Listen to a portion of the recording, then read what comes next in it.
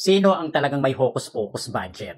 PCIJ report exposes 700 million plus insertion in Nabotas White accusations versus Speaker Martin Romualdez collapse under scrutiny. Habang walang ebidensya ni isang piraso na nag-uugnay kay dating Speaker Martin Romualdez sa anumang uri ng katiwalian, may malinaw, dokumentado at numerong ebidensya ng malalaking budget insertion sa distrito ni Nabotas, Congressman Toby Chanco. Ang mas ironic, ang pinakamaiingat na umaatake kay dating Speaker Martin Romualdez. Sila mismo ay may record ng insertion. Kumbaga, gumagawa sila ng issue para hindi pag-usapan yung kanilang mga anomalya at mga issue, lalong-lalo na sa kanyang lugar. Meron akong isang video na ipapakita sa inyo na isang malaking patunay at ebidensya kung sino ba talaga ang may mga anomalya at hocus-pocus. Yung puro paratang o yung may matinding patunay. So ito, roll BTR. Tulungan niyo po kami! Kasunod ang pagbuo ng report.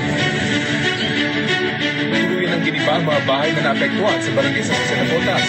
Pero ang bahay na natira dahil dito sumandal ang bahay ng pader. Yung mga namin pinagpilalisan. Once at tinibag namin yan, dito ako dapat ang Speaker Martin Romualdez at nagkasama ko nito. Huwag mo nang tibagin. Pag nasa mentuan na lang po nila, saka namin. Habang di pa nabubuod ang semento, saan ko agad parang dito ang pansamantalang gabete para pumasok ang tubig. Ang lokal na pamahalaan, especially daw ang mapagbahagi ng report para makita kung may bapang bahagi ang nanganganib na ring masira. Sa tagal ng mga lagi tinatanong ng so talagang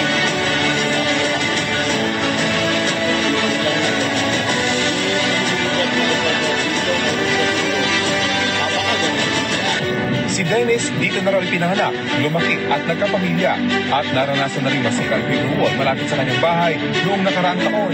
parang pinapahalan ng division, parang ganun lang. Umabot ng kulang sa taon nila eh. So parang lumaki lang talaga yung mga niya sa laki. Hindi na kinaya. Hanggang ngayon, hindi na rin tapos ang pagdating sa mga residente na apektuhan dahil biglaan at biglang pagkasanang baha. Wala na sila nais sa pagkain.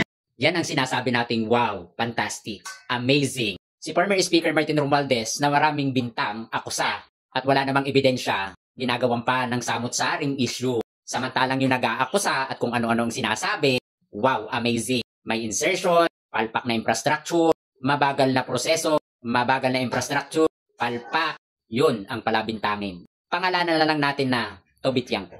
Nakikita mo yung amos ng iba. Pero yung sarili mong amos, hindi mo nakikita. Minsan kasi manalamin muna. Linisin mo ang sarili mong bakuran, wag ang bakuran ng iba. At kung ikaw ay mag-aakusa, siguraduhin mong may matibay kang ebidensya at walang pula sa iyong sariling bakuran. And I thank you, Toby Chanco.